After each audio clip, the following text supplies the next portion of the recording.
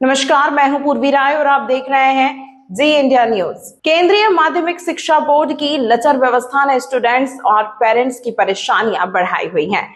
CBSE के सुधार संबंधी दावों के बाद भी व्यवस्था पटरी पर नहीं लौट रही है। ताजा मामला 12वीं की कॉपियों के रीवैल्यूएशन प्रोसेस से जुड़ा हुआ है। सीबीएसई ने वेबसाइट दुरुस्त करने का दावा करते हुए 1 जून से 12वीं की कॉपियों के रीवैल्यूएशन के लिए आवेदन पोर्टल शुरू करने की घोषणा की थी, लेकिन 1 जून की दोपहर पीक पर है और सीबीएसई का 12वीं री इवैल्यूएशन का आवेदन पोर्टल अभी मेंटेनेंस मोड में दिखाई दे रहा है। इस वजह से स्टूडेंट्स की चिंताएं बढ़ी हुई हैं। वहीं सीबीएसई ने इसको लेकर बयान जारी किया है। सीबीएसई ने कहा है कि जल्द ही पोर्टल लाइव होगा। आइए जानते हैं कि पूरा मामला क्या है।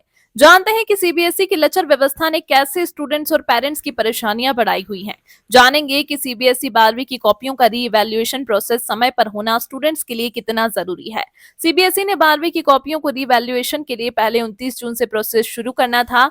स्कैन आंसर शीट विवाद के बाद केंद्रीय मंत्री धर्मेंद्र प्रधान ने इस संबंध में घोषणा की थी। हालांकि सीबीएसई ने बाद में नया आदेश जारी करते हुए 1 जून से आवेदन पोर्टल शुरू करने का सीबीएसई ने कहा था कि पारदर्शी और त्रुटि मुक्त प्रक्रिया सुनिश्चित करने के लिए आवेदन पोर्टल को 1 जून से शुरू करने का फैसला लिया गया है। सीबीएसई 12वीं की स्कैन आंसर शीट लेने के लिए स्टूडेंट्स को कई तरह की समस्याओं का सामना करना पड़ा था। सीबीएसई ने 19 मई से आवेदन पोर्टल शुरू किया था, जिसके तहत 22 मई तक आवेदन किया जा सकता था, लेकिन पहले दिन आवेदन पोर्टल पूरे दिन ठप रहा। इसके बाद सीबीएसई ने आवेदन की अंतिम तारीख 23 मई तक कर दी थी, लेकिन दूसरे दिन भी आवेदन पोर्टल सुबह ठप रहा और 2 बजे के बाद ही आवेदन प्रक्रिया शुरू हुई। लेकिन इस दौरान भी स्टूडेंट्स पेमेंट न कर पाने की समस्या का सामना करते रहे। वहीं इसके बाद भी स्कैन कॉपी प्राप्त करने के लिए स्टूडेंट्स परेशान होते रहे। मसलन स्टूडेंट्स ने कॉपी में बदलाव, धुंधली कॉपी स्कैन करने, कॉपी मिसिंग जैसी शिकायत की, तो वहीं इसके बाद भी कई बार पोर्टल ठप रहा। हालांकि सीबीएसई ने कई बार आवेदन की तारीख आगे बढ़ाई। बाद में केंद्रीय शिक्षा मंत्रालय ने समस्याओं का स्वीकारा और स्टूडेंट की मदद का आश्वासन दिया। इस बार सीबीएसई ने ऑन स्क्रीन मार्किंग